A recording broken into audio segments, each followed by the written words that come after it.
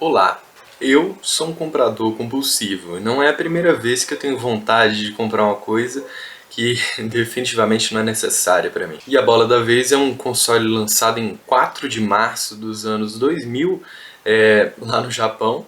E, poxa, considerando que hoje é dia 26, bom, eu acho que já fazem 22 dias que ele completou 25 anos desde o lançamento.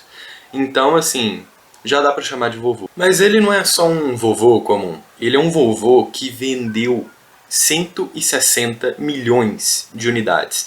Ele, até hoje, é o console que mais vendeu no planeta. E houveram alguns competidores a bater essa meta que o PlayStation 2 impôs. Por exemplo, o Nintendo Switch. Contudo, ele não conseguiu. Até hoje permanece invicto como o console que mais vendeu na face da Terra. E eu acho isso interessantíssimo, porque quando um console vende muitas unidades, significa para as publishers, para as produtoras de games, que existe demanda para aquilo. E isso faz crescer além de uma comunidade em volta daquele console, faz crescer também vários projetos,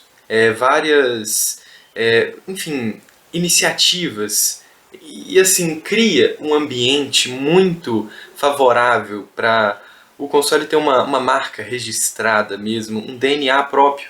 E é isso que acontece com esse videogame.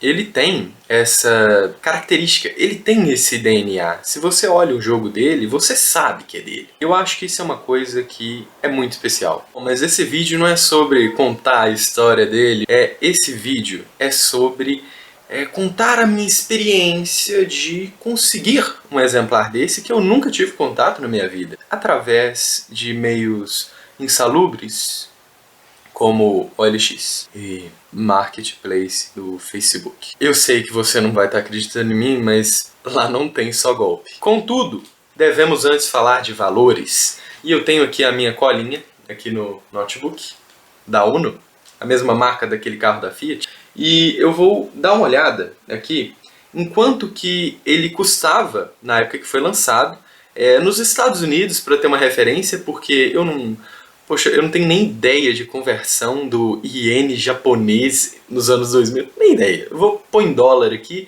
e passar para real, que vai ficar mais fácil pra gente. Olha bem, ele foi lançado nos Estados Unidos mais tarde do que no Japão. No Japão ele foi lançado em 4 de março e lá nos Estados Unidos em outubro, se eu não me engano. E esse lançamento dele em outubro teve um anúncio do videogame por $299. Só que, poxa, teve inflação de 25 anos aí quase, né? Então esse valor de $299, quase 300, né? Pode ser reajustado para 2025. Ele sairia por $550 aproximadamente. Então dá para colocar que é um valor próximo do lançamento do PlayStation 5, que foi muito criticado por ser lançado por um preço muito alto. Então, meio que, se a gente for olhar o reajuste, não está fugindo muito, né? Eles continuam sendo lançados pelo mesmo preço. Mas você me pergunta, né? Quanto que está valendo esses $550 em real hoje em dia? Bom, eu já falei a data que eu estou gravando esse vídeo, e se você quiser dar uma olhada aí depois, enfim, ele estaria saindo por R$3.150. É uma quantia, assim, bem alta, pelo menos pra mim. E agora eu vou dar uma boa notícia. Você consegue encontrar esse PlayStation 2, esse videogame que foi lançado por mais de R$3.000, agora no Mercado Livre, por R$896, com frete grátis. Eu sei. É uma proposta muito boa. É difícil até de acreditar. Só que é uma proposta muito boa caso você queira lavar dinheiro. E no momento não é meu caso. Então a gente pode olhar aqui na OLX e a gente consegue encontrar ele pela faixa de R$150, 200. Eu vou ser justo. Eu acho que uns 250 é o valor que você consegue achar em bom estado. Eu acredito que é o valor mais honesto, que é o valor mais justo. Então, eu vou estar procurando um desse, né, por essa quantia, mas, como eu disse, eu quero mostrar as minhas táticas de pechinchagem. E a primeira das táticas foi justamente essa. Bom, ela é definida por ancoragem de preços. Eu descobri recentemente que ela tem esse nome. O que consiste em ancoragem de preços? Eu falo primeiro um valor e você toma esse valor de referência. Depois eu proponho outro valor, que aí dependendo da minha intenção pode ser mais alto ou pode ser mais baixo, e você vai julgar este outro valor em comparação ao primeiro, porque foi sua referência. Então, quando eu te falei que ele custava mais de 3.000 reais, você já colocou a régua dele lá em cima. Ok, é um videogame, eu não sei direito, mais ou menos, como é que ele faz, o que ele funciona, quais são as especificações dele, mas se foi cobrado 3.000 reais, ok, minha régua tá ali. Aí eu coloco um valor de 800 e tanto. Aí você, caramba, tá muito bom o preço. Aí eu ainda por cima coloco outro mais embaixo ainda. Então, na minha perspectiva, eu consigo ter mais facilidade de te convencer que é um preço muito bom, que eu tô cobrando, ou que no caso eu tô comprando. Então, eu vou usar essa técnica de maneira invertida da que eu mostrei aqui. Eu vou, na hora da negociação, oferecer um valor mais baixo, que, por exemplo, eu vou tentar mostrar depois a tela do meu celular e vai ficar mais fácil de vocês acompanharem. Então eu vou propor para o anunciante que estava vendendo na faixa ali dos 300 reais, se não me falha a memória, por 230. Eu propus um valor mais baixo, só que eu tinha antes a intenção de subir um pouco esse valor. Então eu estava pedindo 230, só que na verdade eu queria pagar 250. Essa técnica, na verdade, ela é bem comum, ela é bem banal. Assim como todas as outras que eu vou mostrar aqui no vídeo, não tem nada de especial, nada de avançado. São coisas simples, só que na verdade a gente percebe que fazem falta hoje em dia. Muitas pessoas não têm conhecimento delas e acabam assim, né, sendo ludibriadas, eu poderia dizer. Vamos lá, então eu já estou com o meu celular aqui no jeito. Vou iniciar a gravação da tela agora. E aqui, né, primeiro comecei cumprimentando, né, boa tarde. É sempre interessante usar o nome da pessoa ou colocar alguma coisa ali que fica um pouco mais natural, sei lá. Ou eu falo, olha, estou interessado no produto, aí você fala qual que é o produto. Porque eu não sei, eu tenho um pouco de impressão de que se eu estivesse comunicando assim, sem falar essas coisas, poderia até me passar por um bot, sei lá, ou sei lá, uma pessoa que vai passando mensagem para todo mundo, meio golpista. Sei lá, é neura minha, mas eu tenho esse hábito de sempre começar com informações que comprovam que eu tô mandando as mensagens assim, exclusivas para aquela pessoa. Sei lá. Então comecei aqui cumprimentando, né? Perguntei se ele tem um conversor HDMI, que no caso o videogame ele é muito antigo. Aí na época as televisões que dominavam eram de tubo, aquelas televisões grandonas assim, que era um caixote gigante. E elas não tinham o conector HDMI que a gente tem nas televisões modernas hoje em dia, como uma LCD ou como uma OLED, enfim, o que seja. Televisões atuais, né? Então eu precisaria dele para poder ligar a televisão, senão eu não conseguiria usar o console. Aí ele falou que não tinha, né? Só que conseguiria, isso não é muito do meu interesse, porque eu consigo um desses por 20 reais, então, poxa, se ficasse na mão dele para conseguir, talvez eu não conseguiria já um desconto, então não é uma coisa muito legal. Claro, né? Isso poderia ser acrescentado na negociação depois, mas enfim. Aí eu perguntei se ele é desbloqueado. Isso é muito importante porque eu não tenho saco para sair aqui de casa e ficar caçando jogo na rua. Ainda mais umas mídia velha que tá toda arranhada e que eu vou chegar aqui e não vai estar funcionando. Eu moro aqui em Belo Horizonte e eu confesso que aqui no meu bairro, por exemplo, não tem nenhuma feirinha que eu pudesse achar isso. É uma coisa um tanto difícil aqui pra mim, então eu queria já um desbloqueado, para que eu conseguisse colocar no pendrive, né, os jogos. Então, assim, ia ser muito bom. Aí ele falou que não é destravado, é normal, roda disco. E ele deve ter uns 50 jogos. Isso já foi interessante porque significa que o leitor dele está funcionando, né? É, Aí eu ofereci 250 agora, considerando que eu estaria limitado ao disco. Aí ele pagou de doido aqui e perguntou por que limitado ao disco. Só aqui tem os 50 jogos ou mais.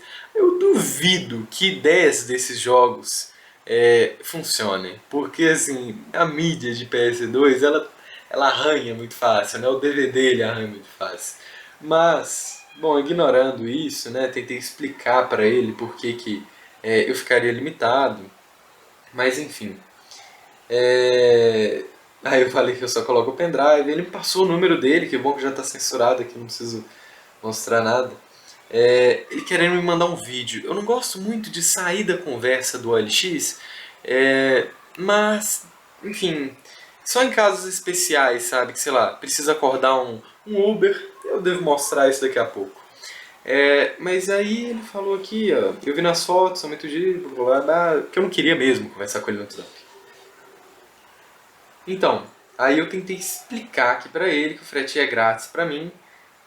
Aí ele falou, ok, faço R$ 300 no videogame mais o frete. Ele não entendeu. Eu não sei se ele tava pagando de doido, mas assim, às vezes a gente tem que lidar com as pessoas dessas. Aí ele meteu o louco aqui, ó, falou que não aceita pagamento pelo LX. O que eu acho engraçado em muitos desses vendedores, tô a conversa honesta aqui agora, por que eles colocam que aceitam a LX e o frete do ALX, né, que, sei lá, eles só vão embalar, botar numa caixa, entregar no correio, eu lido com o resto, entende? Não é nem eu, na verdade, é o LX que lida com o resto. Aí só no Pix, irmão, ele deixou ativado a opção que aceita o LX Pay. E aí na hora do final aqui da negociação ele fala que não aceita o LX Pay. Isso aqui me deixa irritado. Esse aqui foi o mais promissor. Eu dei bom dia, cumprimentei, perguntei se ele é do tipo APL, né, o desbloqueio, e ele falou que o desbloqueio é o comum, CD. Isso é um pouco engraçado porque os consoles eles vieram bloqueados. Só que hoje em dia é impossível você achar um que não é desbloqueado. Eu acho isso curiosíssimo, porque significa que todos que estão no mercado hoje em dia praticamente são modificados. Ok, eu perguntei se ele lê CD certinho, porque como não é destravado no OPL, eu poderia instalar o OPL depois. Só que isso eu precisaria do CD funcionando. Aí eu mandei aqui, ó, 230. Agora vai ser a hora da ancoragem de preços que eu falei anteriormente. Deu oferta de 230 aqui pra ele. E eu pago aqui na hora. É bom deixar claro, assim, que sei lá, mostrar que é imediato o negócio, mostrar que você está disposto a fechar um negócio ali na hora, porque a pessoa fica um pouco mais com pressa, talvez, aí ela fecha o negócio mais rápido. Ou tem uma tendência maior a fechar o negócio. Aí ele mandou aqui, eu consigo por 250. Eu vou ser honesto com vocês, 250 pra mim estava justíssimo. Era o valor justo pra mim.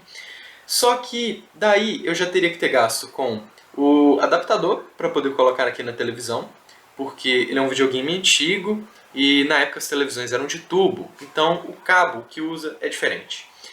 O adaptador, e eu ainda queria comprar outra manete, porque um dos objetivos de eu comprar esse console é poder jogar com meus amigos, chamar eles aqui em casa e poder, sei lá, jogar alguma coisa, no Street Fighter, alguma coisa legal. E ainda por cima, um negócio de APL. Então já seriam três gastos. O primeiro seria R$ 20, o segundo, que seria o controle, uns 25, que aí já daria 45. Mais o APL, que eu consigo achar por 50, cara, já ia sair para um preço assim que não compensa para mim, no final das contas. Então, eu, apesar de achar muito justo essa proposta de 250, eu dei um migué, que essa é a segunda dica. É o famoso Ein, mas não tem isso, não tem aquilo.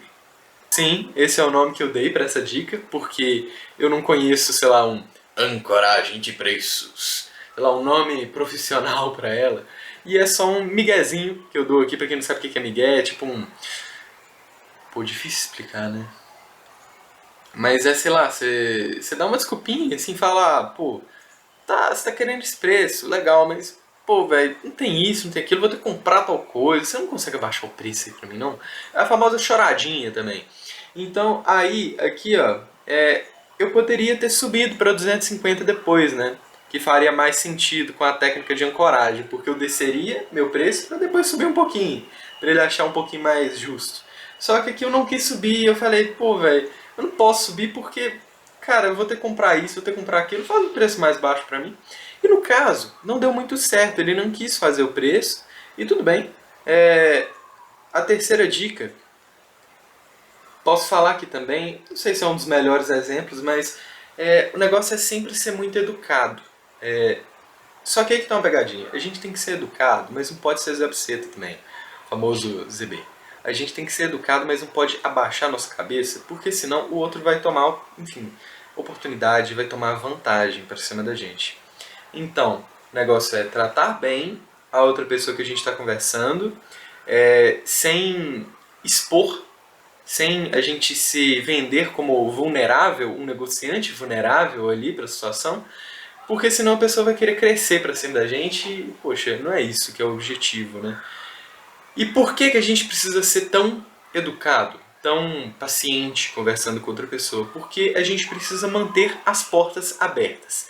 Essa é a terceira dica. Eu fui muito cordial, falei, olha, tudo bem, caso você mude de ideia, me dá um toque aqui de novo, a gente fecha o negócio. Porque caso eu não conseguisse encontrar outra alternativa, eu realmente ia fechar negócio com ele. Ele respondia todas as minhas perguntas, não me desrespeitou, como aconteceu aqui em outros casos, que eu acho que não compensa nem eu mostrar. A pessoa simplesmente foi desrespeitosa com a oferta que eu fiz. E não tem nada de errado, foi só uma oferta. Então, enfim, deixei as portas abertas, né? Caso a gente viesse a repensar essas propostas, poderíamos fechar negócio depois. Enfim, já mostrei as 3 dicas principais aqui que eu queria. Novamente, vou reforçar. Não são nada avançadas, não são nada complexas, não são nada assim, sei lá, secretas. São só dicas comuns que a gente vê no dia a dia de negociações simples. Só que eu cada vez mais percebo que as pessoas não têm esse conhecimento. E é um conhecimento muito basal, é muito básico. Então eu estou querendo passar aqui. Ok? Então aqui eu vou pegar um outro, que é o que eu estou quase fechando o negócio com ele. A gente combinou de ele mandar o videogame amanhã, no meu primeiro dia de aula do Cefet, a volta às aulas desse ano. Então, é com este camarada aqui, ó.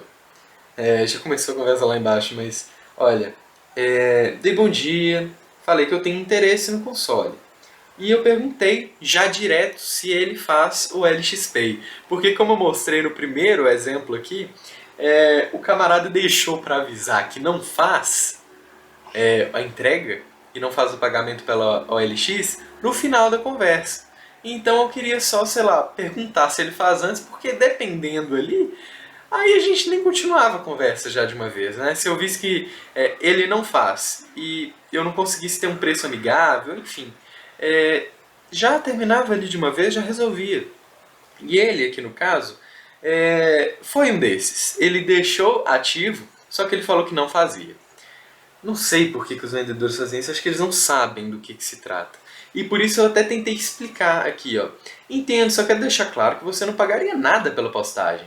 Eu é quem pagaria aqui, pelo serviço da entrega do LX, né? Aí, tudo bem, né? Se ele não quer fazer, não quer fazer, o que eu... Isso aí já foge do meu domínio.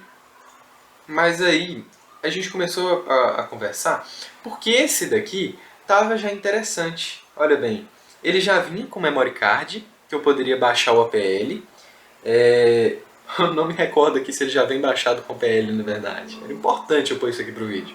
Mas ele já vem com 2 controles também. E olha a imagem. Parece que ele está bem conservado. Eu sei que a qualidade está um pouco ruim aí da imagem. Mas poxa, 2 controles que estão com borrachinha. Essas borrachinhas aqui do analógico, ó. E ainda por cima, aparenta estar conservado. por 250, pra mim, achei justíssimo. E eu não precisei nem chorar pra entrega aqui, eu não precisei nem dar um miguezinho e falar, tá, mas eu vou ter que comprar isso, vou ter que comprar aquilo, porque pra mim é um valor já justo. Eu vou comprar o adaptador depois e vai ser a única coisa que eu vou precisar. Porque para fazer o desbloqueio do OPL eu consigo aqui já, ele já vem com memory card, eu já consigo resolver isso. Então eu consigo colocar jogos pelo meu pendrive já. Então, segunda manete, já vem com duas manetes e parecem estar boas. E a terceira coisa, que seria tipo uns 20 reais, eu conseguiria comprar tranquilo. Não quero nem esquentar a cabeça com isso aqui na negociação, porque o preço já está justo. Então, como ele mora um pouco longe, aí seria difícil pra mim. Aí eu dei a famosa é, chantagem aqui. Não é chantagem, eu dei migué também, né? Eu acho que aí cabe na segunda dica. Eu falei, tal, poxa, tá difícil achar um anúncio igual esse anúncio tá muito bom, o console parece estar muito conservado e tudo mais. E assim, meu irmão tá querendo me apresentar os clássicos, eu tô querendo ter uma experiência aqui e tal com esse videogame que, poxa, é muito importante. Talvez tenha sido importante para você também, vendedor. Por favor, eu estou interessado em comprar. Valorizo o que você tem. Venda para mim. E olha, eu não sei dizer se ele concordou em enviar para mim depois aqui, por causa dessa chorada que eu dei, mas eu tenho que ser honesto. A chorada não é um recurso muito legal. Eu não gosto de utilizar porque ela me deixa assim um pouco mais. é, Me deixa um pouco mais vulnerável na negociação. Não é uma coisa que eu curto muito. Mas, enfim, deu um migué aqui. E aí a gente combinou que ele me enviaria. Ele provavelmente vai para o trabalho dele em algum lugar que é uma região mais próxima aqui de Belo Horizonte. E de lá ele contrataria, né, o Uber Moto para pegar o console e enviar até mim. E aí tem uma coisa muito importante que eu acho que eu vou encerrar este capítulo do vídeo com isso, que foi que aqui na conversa de WhatsApp com ele, eu sei, eu já falei que eu não gosto muito de conversar pelo WhatsApp, mas nesse caso a proposta era muito boa e o vendedor parecia muito amigável, parecia que ele estava muito disposto a fechar negócio ali e ele já estava querendo enviar para mim e tal. Realmente seria melhor se fosse uma conversa pelo WhatsApp. Então eu mandei lá no final da conversa para ele que quando o Ubermoto chegasse para pegar o console, ele gravasse um vídeo do Uber recebendo o negócio e eu enviaria o Pix aí. Eu não enviaria antes, eu não enviaria sem uma comprovação que o Uber não estaria recebendo o pacote. Apesar de ter uma confiança ainda assim, eu não sei se ele vai embalar numa caixa, eu não vou conseguir ver, não sei. Mas é um grau a mais de confiança que eu consigo ter no processo. E qualquer confiança a mais já ajuda porque a gente tem que respeitar o nosso dinheiro, a gente não pode entregar ele aos lobos de maneira irracional, dessa forma. Então eu vou gravar próximas partes, falar como que vai ser essa retirada do produto, que eu acho que é uma proposta muito boa. R$ 250, um console que valia mais de 3 mil,